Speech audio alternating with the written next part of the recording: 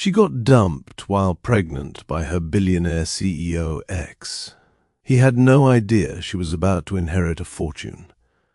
The moment that changes everything. There are moments in life that split your world in two. For Ryland Cressmont, billionaire CEO, the moment his world cracked open happened on an ordinary morning inside Willow Harbour's little seaside cafe, a place he never visited but had wandered into that day for reasons he couldn't explain. He was stirring his coffee, staring blankly at nothing, when a familiar scent drifted past him. Vanilla, citrus, warmth, and time stopped. Aria Lorne, the only woman he ever loved, the woman he abandoned, the woman who haunted his sleepless nights.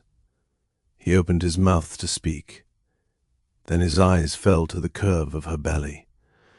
Because in the beat of silence that followed, a truth hit him so hard he staggered back. The child she carried might be his. But before we dive into this emotional storm, heartbreak, destiny, and redemption, pause with me for just a moment. If you love deep stories about love, betrayal, healing, and second chances, hit that subscribe button. Join the family of love story lovers. It truly supports this channel more than you know. Let me take you back to the beginning. A love that was never supposed to happen. The story begins not in a boardroom or on some glittering billionaire yacht, but in Willow Harbour, a quiet coastal town where gentle waves greet the shore each morning and neighbours still smile when passing. Willow Harbour was the kind of place where time seemed to walk instead of run. Passionate. What a room could be, not just what it was. She carried her sketchbook everywhere. No one knew her name. Meanwhile, miles away, in a high-rise tower of steel and glass, another world existed entirely. The world of Ryland Cressmont, CEO of Cressmont Innovations. The man magazines called the brain behind America's most powerful software empire. Ryland didn't walk, he commanded rooms. He lived inside a fortress of security protocols, pre-screened appointments, assistants, advisors, and billion-dollar expectations. Every minute of his day was tracked. Every decision he made could shake stock markets. He wasn't allowed to be human. He was an image, a legacy, a machine wearing a perfect suit. But machines get tired too, and Ryland Cressmont was tired, deep in ways no one around him cared to notice. Aria never expected the project of a lifetime to drop into her lap. Her firm somehow had been selected to redesign the Cressmont corporate penthouse. She wasn't senior. She wasn't the face of the company. She wasn't anyone the board would even remember after a meeting. But someone, somewhere, had noticed her talent. And in the architectural world, talent is currency. Aria was assigned to the team, quietly, humbly, almost invisibly. She spent hours in the penthouse sketching ideas while trying desperately not to stand out or make mistakes. She didn't expect anyone important to notice her. So when Ryland Cressmont himself entered the room one evening, she almost dropped her pencil. She knew his face from magazines, from business headlines, yet she spoke about them like living things. His chest tightened in a way he hadn't felt in years. "What should it feel like?" he asked. She just continued sketching. "Warm," she murmured. "Like a place where you can breathe, not where you're being watched or evaluated.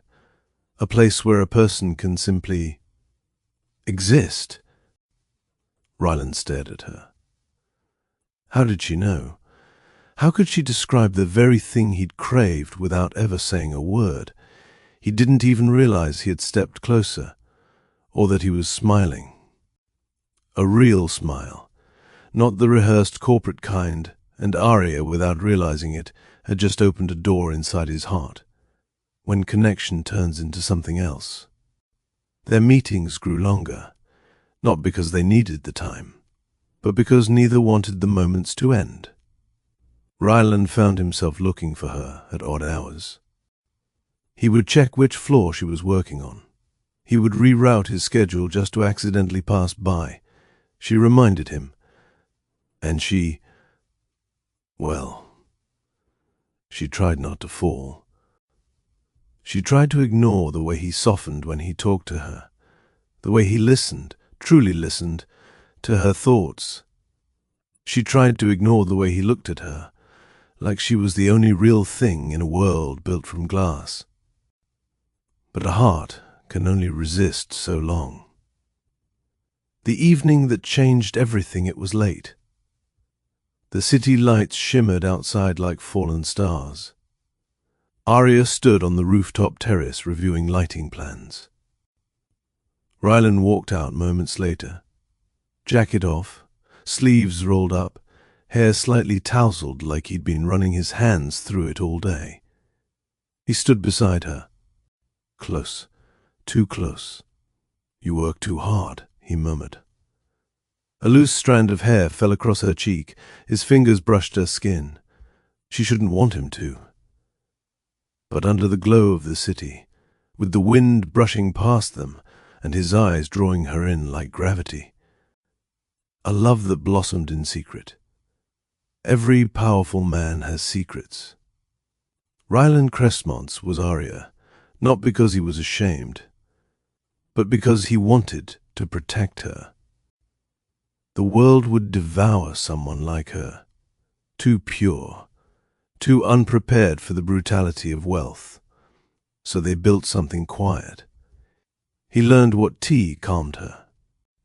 She learned what words soothed his anxiety. He read her sketches like poetry. But love always attracts shadows. And in Ryland's world, shadows have power. The secret she never meant to keep. Ryland's board noticed the change in him. The morning everything shifted. The pregnancy test sat on the bathroom counter. But there, Arya's hands trembled so violently she had to sit down. She wasn't ready. She wasn't prepared. She imagined Ryland smiling, holding her, whispering that they'd figure it out together. She rehearsed what to say, how to start the conversation. She never imagined she'd never get the chance. There are moments that arrive without warning. For Arya, that moment came the very next day. Ryland asked her to meet him on the penthouse terrace, the same place where their first kiss ignited everything. His voice on the phone had sounded tight. Wrong. She told herself it was stress, a rough day, another fight with the board. But deep down, a quiet ache whispered something she didn't want to believe. When she stepped onto the terrace, he was already there. Standing stiffly, hands locked together, jaw clenched. The city glowed behind him, but he looked dimmer than she had ever seen him. He didn't move. He just stared at the skyline as though searching for a future that had slipped out of his hands. Finally, he exhaled. Her heart sank. Her fingers curled around the edge of her coat. "Okay," she whispered. "I'm listening. But of resignation?" "The board is questioning my judgment," he began. "They think I'm distracted, unfocused, too emotionally involved." Arya swallowed hard. "Is this about me?" "It's not your fault," he said quickly. "It's everything around me. My family, the directors. They want me to align with someone who strengthens the company's standing." He couldn't look at her when he said it. Arya felt the ground shift beneath her feet. "You mean someone with status," she said quietly. He winced. "They're pressuring me," he admitted. "And I don't know how to fix all of it, Arya. I'm being torn in 100 directions." She stepped closer, gently, slowly. "We can work through this," she said. "People have opinions. Let them. We know what's real." Ryland closed his eyes. That should have reassured him. It always had, but this time it didn't, and she could feel it. "I don't want to lose what we have," she whispered. "We're stronger than their expectations." "Arya, I've tried," he said, voice cracking.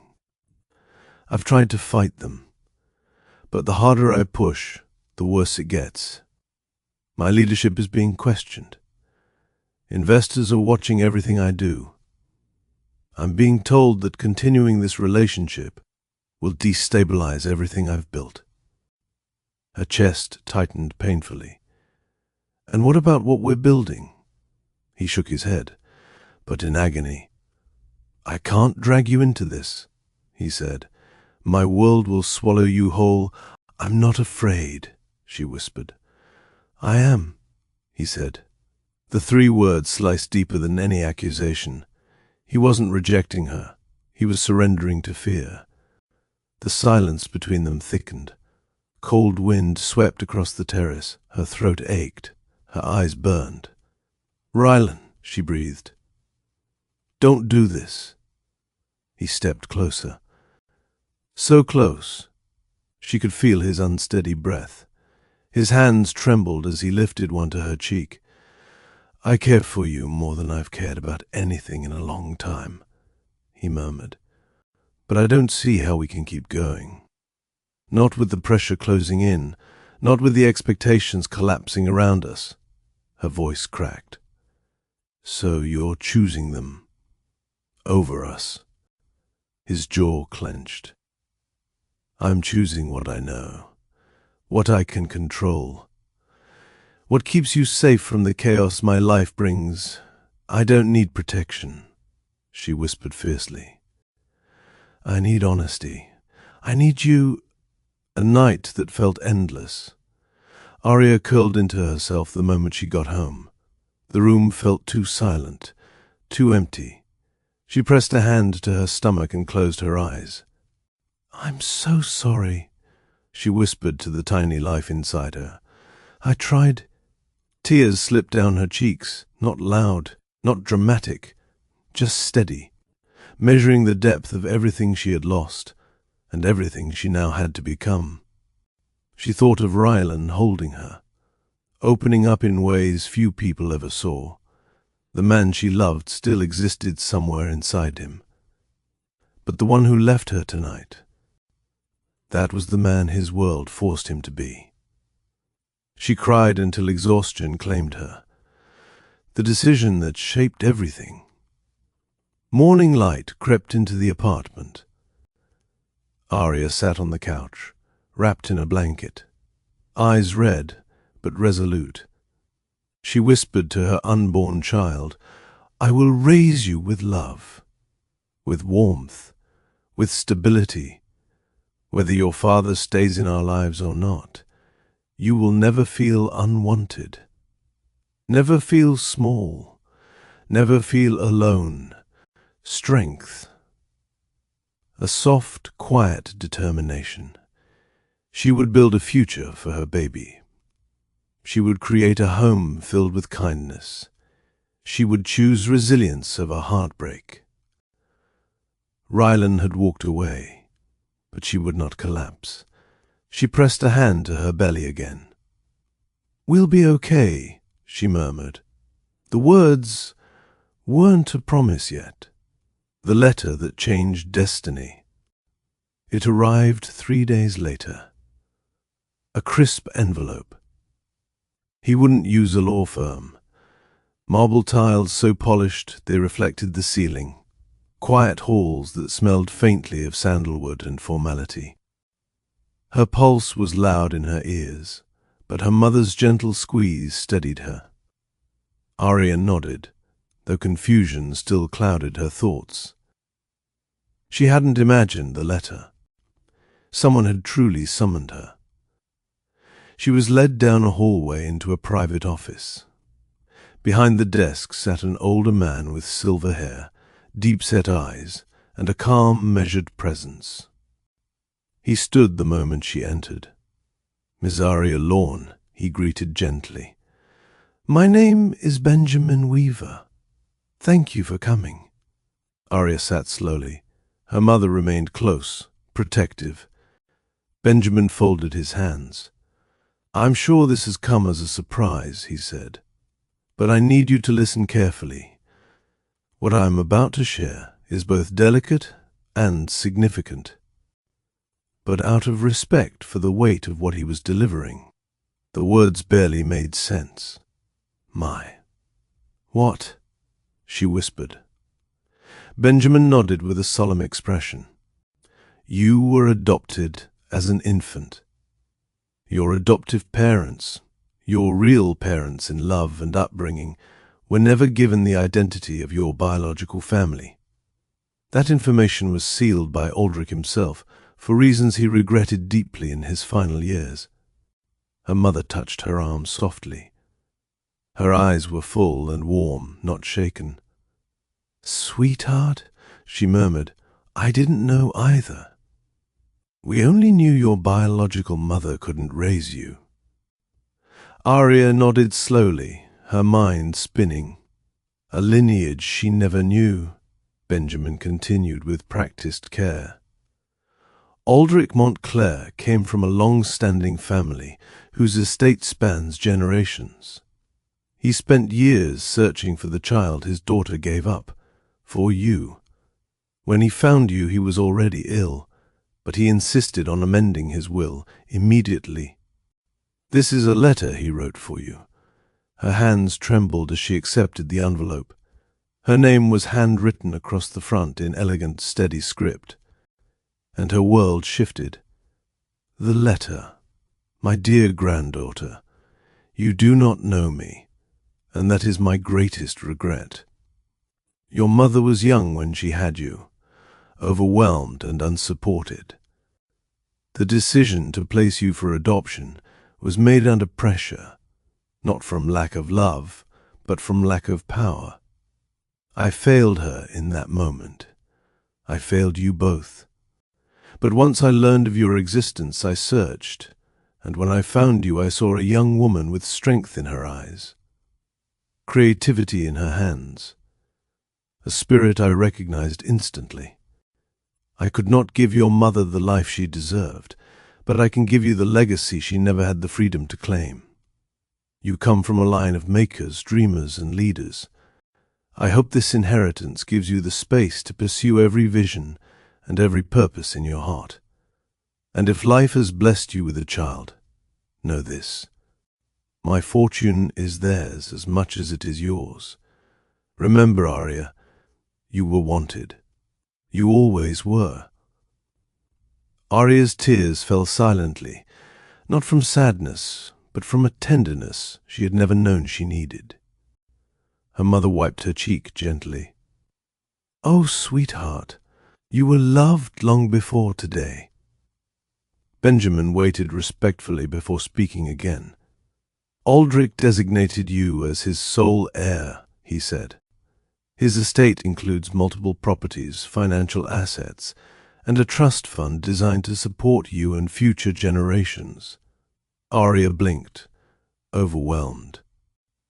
I don't understand, she whispered.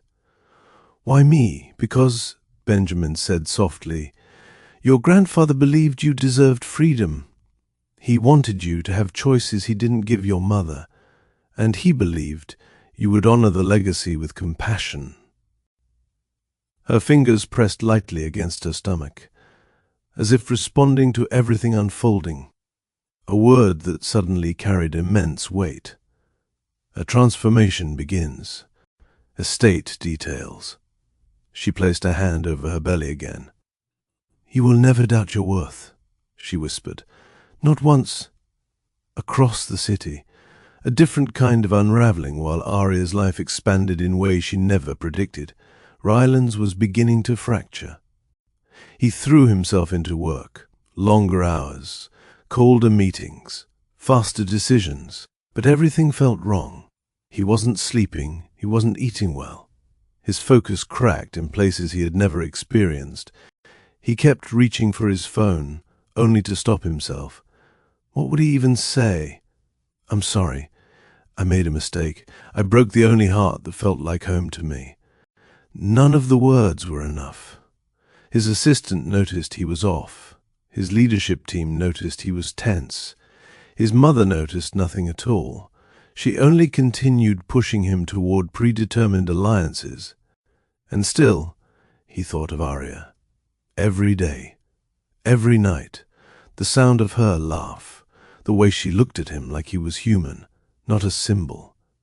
He had tried to convince himself leaving was the right decision, but deep down he knew he had chosen fear, and fear had cost him everything. Rumors he couldn't ignore. One afternoon, during a tense discussion with the board, he overheard two executives whispering, "Did you hear? She's been meeting with attorneys. Already. That was quick. Maybe she found someone else, someone more stable." A sharp foreign pain shot through Ryland's chest. "She?" he asked, stepping toward them. The men froze. "Who are you talking about?" Ryland pressed, his voice low. One of them cleared his throat awkwardly. "Well," the man stammered, "word is she's been signing high-level documents, meeting with estate lawyers. Maybe she's moving on." "Moving on," the other added quickly, "to someone who, actually prioritizes her." Ryland's jaw tightened.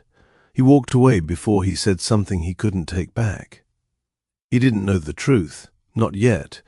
He didn't know the woman he left behind had transformed into someone far stronger than the boardroom he bowed to. He didn't know a child was growing inside her. He didn't know she carried a legacy in her blood and in her womb. But fate always circles back, and the moment of truth was approaching faster than either of them realized. Urgent, unexpected. They needed her to meet with an attorney regarding the estate of Aldrich Montclair. A name she had never heard. A name that would rewrite everything. The reunion they never saw coming. Willow Harbour's cafe had always been a gentle place. Warm lights, soft chatter, the smell of cinnamon drifting through the air. Arya hadn't been there in months, not since her world changed, not since her heart broke, not since the tiny life inside her began growing every day. But that morning something told her to go. The cafe noise faded, the world blurred. Nothing existed except the truth between them. Ryland couldn't stop looking at her, the glow of her face, the calm wisdom in her eyes, the way she carried herself like someone who survived a storm and learned how to breathe again. "I want to be part of her life," he said firmly. "Please, in every way you'll allow." Arya studied him, not entitlement. His brow furrowed. "What do you mean, about the letter?" Ryland stared at her, stunned. "You inherited a fortune?" he asked softly. She nodded. "I did. But it's not about the wealth. It's about the freedom it gives me. I'm not the woman who stood on that terrace begging someone to stay." Ryland flinched at the memory. "I'm building a life for my daughter," she continued. "A life full of stability and love. And I will never let her feel like she's someone who can be dismissed by anyone's world." His eyes darkened with remorse. "Arya, I never dismissed you. I was overwhelmed. I made the wrong choice. The worst choice of my life." "I know," she said simply. "But the past is carved in stone. We don't get to rewrite it." He nodded slowly. "But maybe we can write something new," he said softly. "For her. And maybe, one day, between us." She didn't reply. Not yes, not no. Just silence heavy with possibility and caution. "Are you all right? Is she all right?" Arya inhaled, then relaxed. "She's just active. She kicks a lot these days." Ryland's hand hovered near hers. "May I?" he asked again, this time softer, almost reverent. He pressed his palm to the curve of her stomach, and for the first time he felt a purpose that didn't come from a company, or a title, or a legacy built by someone else. "Hi, little one," he whispered, voice breaking. Because softness without boundaries is how hearts get bruised. A promise without words. When they stepped outside, the sky was bright, clouds drifting lazily across the blue. Rylan walked beside her, not leading, not controlling, not rushing, just walking, matching her pace, watching for every little sign that she needed support. At the curb, before she got into her car, he spoke again. "Aria, I know I don't deserve anything from you. Not trust, not forgiveness, not hope. But I'm asking for a chance. Not for us, not yet. For her." He wasn't the unshakable CEO the world worshipped. He was a man standing at the beginning of redemption, if she allowed it. "Being a father isn't about words, Rylan," she said quietly. "It's about showing up, consistently." "I will," he said, "every day if you let me, not an acceptance, but an acknowledgement." "We'll start there," she replied. This wouldn't be immediate. He broke her heart, but for the first time since everything fell apart, something new flickered to life between them. Not love, not yet, but possibility.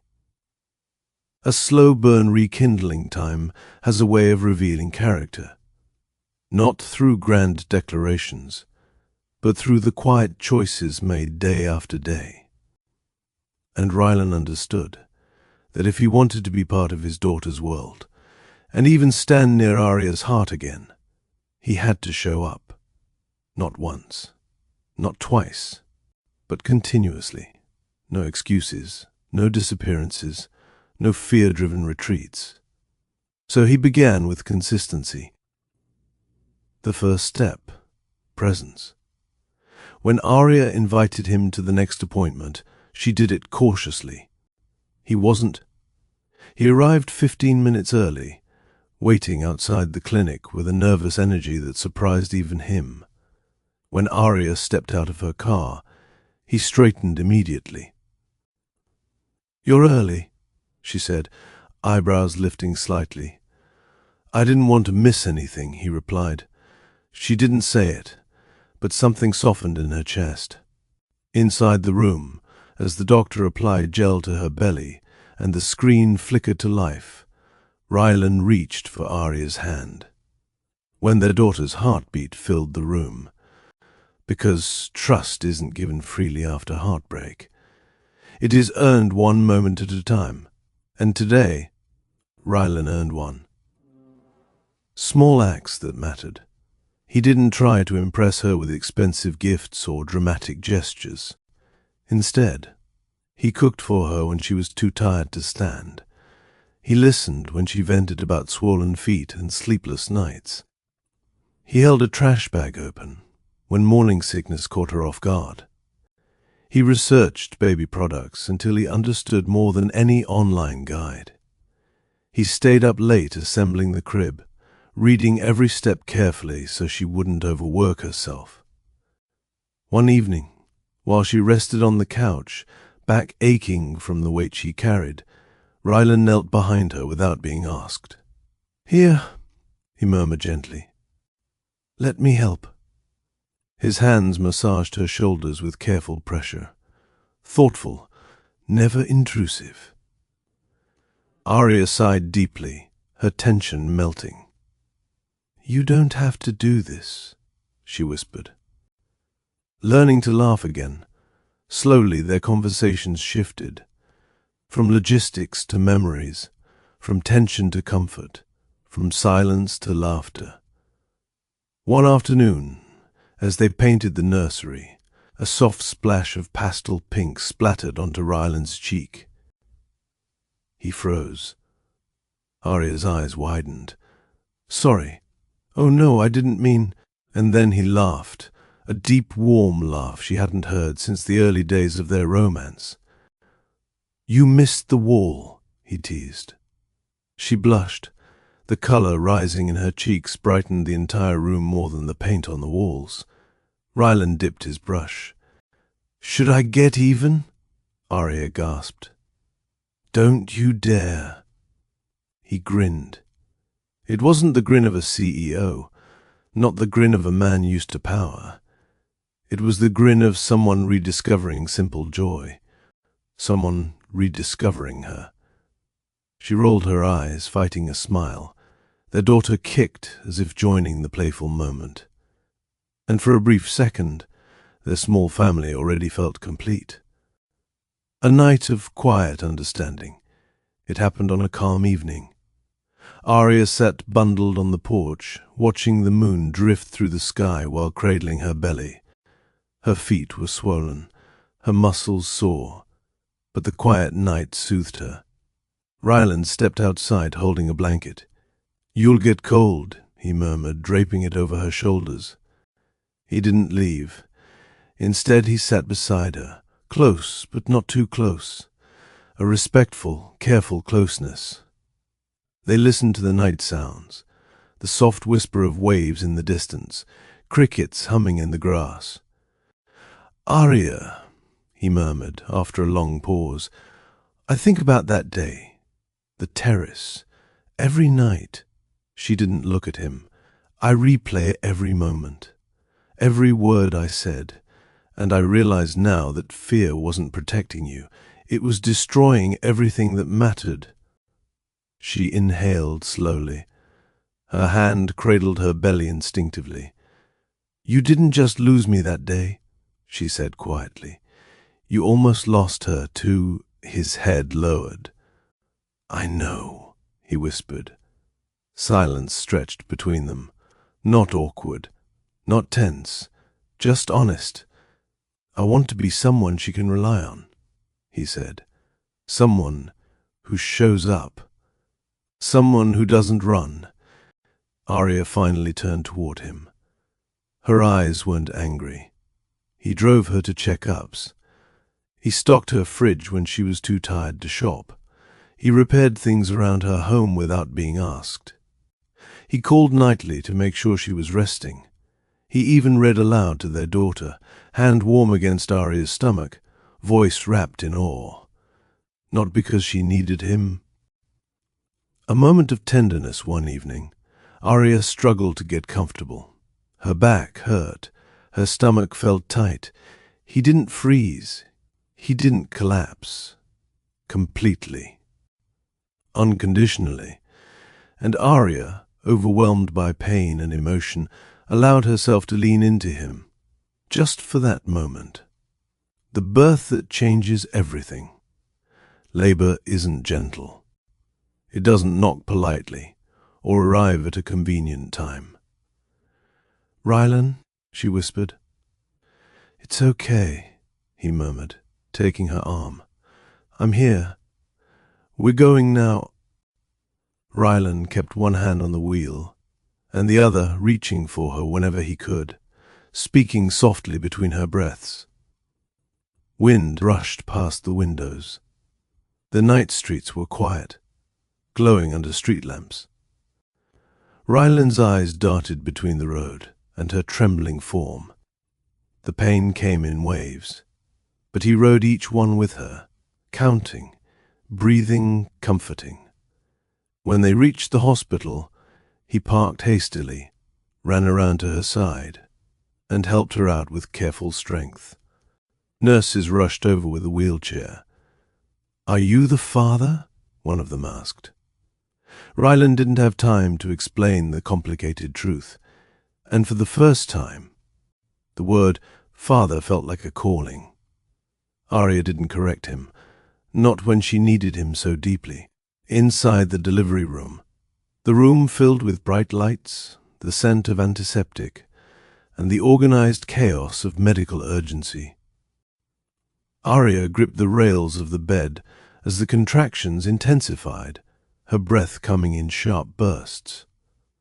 Ryland stayed right beside her, not behind the glass, not outside the door, not in the hallway pacing, beside her, holding her hand tightly, whispering encouragement, keeping her anchored. "Look at me, Arya," he said softly when her breathing faltered. "You can do this. You're stronger than you know." She squeezed his hand until her knuckles whitened. Doctors moved around them, monitoring every detail. "She's progressing quickly," the nurse said. "It won't be long now." Arya groaned as another contraction peaked. Ryland pressed his forehead gently against hers.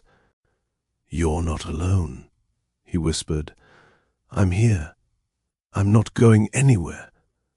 And she believed him. For the first time in a long time, she truly believed him. The final push time blurred. Pain. Breaths. Then, "It's time," the doctor announced. "Arya, when I tell you to push, give me everything you've got." Ryland held her hand, squeezing firmly. Her body trembled. Tears streamed down her face. Ryland brushed them gently with his thumb. Arya bore down with a cry so primal it silenced the room. Arya fell back against the bed, exhausted. Ryland stood frozen, hand still gripping hers, eyes wide and shining. Their daughter crying, her voice strong and alive. Meeting their daughter. The nurse lifted the tiny newborn, wrapped her carefully, and guided her into Ryland's trembling arms. "Here's your little girl," she said gently. He stared at the small bundle, overwhelmed by emotion. Her tiny fists, her soft cheeks, her delicate eyelashes fluttering, her little cry filling the room like a melody he'd waited his whole life to hear. His throat tightened, his vision blurred. "Oh," he whispered, "she's perfect." He looked at Arya, pale, exhausted, glowing, magnificent. "You did it," he murmured, voice breaking. "Arya. She's beautiful." Tears streamed down her cheeks. "Let me hold her," she whispered weakly. He placed the baby carefully into her arms. Arya gasped softly as their daughter nestled against her chest. "Seren," she whispered. "Her name is Seren." Ryland closed his eyes. The name washed over him, more real than anything he had ever touched. Ryland watched Seren's small fingers curl around Arya's gown. "I promise you," he whispered to Arya, "to Seren, to the universe, I won't fail either of you again." Arya looked at him, not with immediate forgiveness. A door opening by a careful inch. "I don't need promises," she said softly. "I need presence." Ryland exhaled sharply, overcome, and in that quiet delivery room, under fluorescent lights, surrounded by beeping machines, he felt something he had not felt in years, and a chance at redemption. The first night as a family. Hours passed. Nurses came and went. Vitals were checked. He sat beside Arya, holding Seren while she slept on his chest, her tiny heartbeat tapping against him like a precious secret. The way he cradled their daughter, the way his expression softened whenever Seren stirred, the way he kissed her forehead with reverence. When a nurse peeked in, she smiled softly. But inside, something tender warmed, but real, truly present. And presence, Arya realized, was a language of its own. Seren cried with no rhythm or pattern. Arya's body ached. Fatigue pressed on her like a heavy blanket. When she slipped into tears at 3 a.m., exhausted and unsure if Seren was hungry, gassy, or simply overwhelmed. "Rest," he whispered. "I'll walk with her." Arya hesitated. "Are you sure?" "Yes," he murmured. "Sleep. I've got her." She fell asleep before she could argue. Ryland paced slowly around the living room, humming softly while Seren rested against his chest, her tiny cheek pressed into his shirt. He whispered to her, as if sharing secrets only a newborn should hear. "You have your mother's quiet strength. I see it already, and I'm going to spend the rest of my life proving I'm worthy of being in your world." A new rhythm takes shape. As weeks passed, a new routine formed. Arya nursed Seren while Rylan prepared breakfast. He changed diapers before work, whispering silly commentary to make Arya smile. She napped when he held Seren in the rocking chair. They took short evening strolls with the stroller rolling sleepily between them. There was no rushing to recreate romance, no pressure to define anything. Just two people learning to be parents together, and yet the small things began to matter. The way he learned exactly how to soothe Seren's cries. They were seeds, and from seeds gardens grow. A heart opening slowly, Arya didn't fall back into love all at once. She felt cautious whenever Rylan surprised her with tenderness. She felt a quiet ache when memories of their breakup resurfaced. She felt strengthened by the independence she had gained. But she also felt something else, a bond that couldn't be forced. They didn't rush back into romance. Their new connection wasn't built on whispered promises or stolen kisses. It was built on feedings at dawn, shared exhaustion, shared laughter, shared fear during Seren's first fever, shared joy when she smiled for the first time. Every shaky moment created a bridge. Every quiet victory reinforced it. One afternoon, while folding baby clothes together, Rylan said something that stayed with her. "You don't owe me another chance. I just hope someday I can earn one." Arya didn't reply. She simply handed him a tiny onesie, but inside something shifted. Not a yes, not a no, just possibility. The Montclair estate introduction. 2 months after Seren's birth, Arya finally visited the Montclair estate, her inheritance now formally transferred and settled. Rylan insisted on driving her. The drive wound through towering pines until the grand estate appeared, a sweeping historical home framed by manicured gardens and stone columns. Arya inhaled sharply. "This is yours," Rylan murmured, a lineage she never knew she belonged to. Rylan carried Seren with reverence, showing her the portraits gently, whispering their names as if speaking them into her future. Arya's heart tightened. She imagined her grandfather watching them from somewhere unseen, smiling at the family rising from the ashes of heartbreak. The proposal of a different kind. A few evenings later, Arya sat with Seren in the nursery, humming softly while rocking her. Rylan stood in the doorway, watching them with quiet admiration. He stepped into the room slowly. "I want to ask you something," he said. "Not romantic, not pressured, not dramatic, just honest. I want to be in Seren's life permanently, consistently, formally. I want to be listed on her documents. I want to be there for every part of her future. School, milestones, birthdays, not as a guest, not as a visitor, but as her father."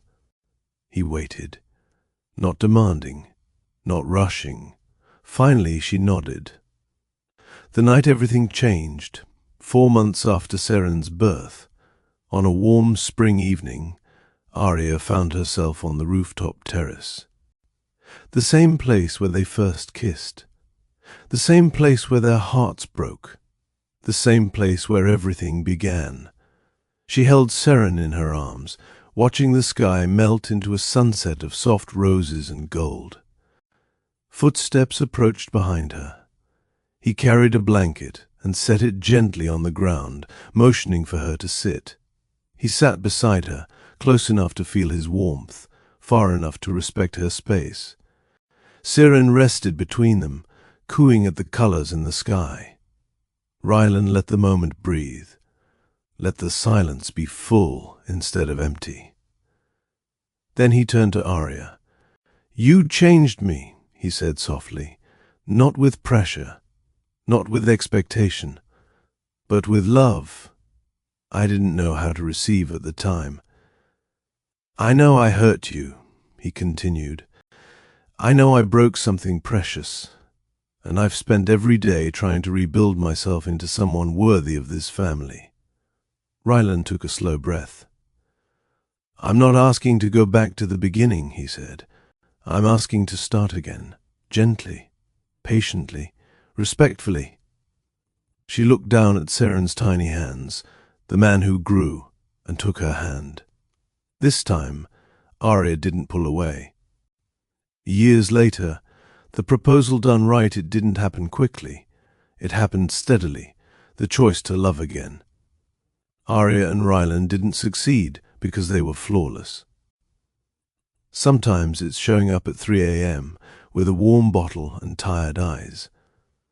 Arya discovered that courage isn't holding on, but it is brave. Moral lesson 3. Independence makes love stronger.